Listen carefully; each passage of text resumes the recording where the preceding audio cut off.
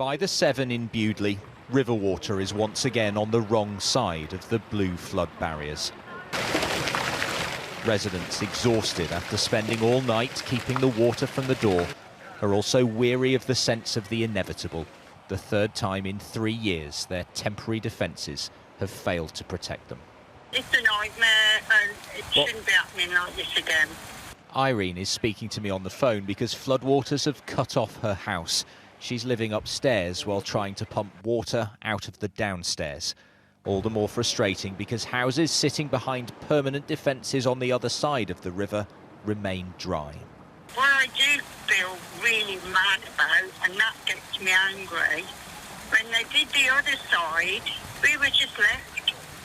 They should have done both sides at the same time. These defences which were overtopped, weren't they? 2 years ago, Boris Johnson promised new permanent defences on a visit here, but they won't be completed for another 2 years. Can you keep expecting these communities to just keep putting up with it until then? What we've got here is the only thing that can be offered as a temporary structure. This defence has protected in the past and kept them dry in the past.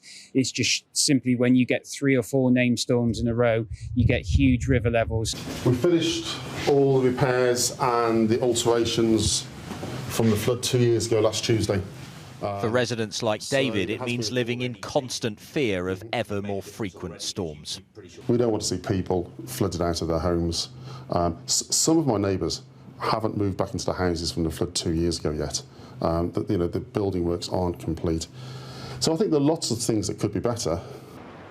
In this town of two halves, dry on the right, drowned on the left, the change in our weather has outpaced our ability to build new defences. It is a challenge being faced by communities the length of this river. One of those places is Worcester, downstream from here. The river level is peaking roundabout now, and we know that some homes are flooded there too. Now, the Environment Agency says the situation on this river is gradually improving now, but with it so full, the threat of flooding will return with any more significant rain.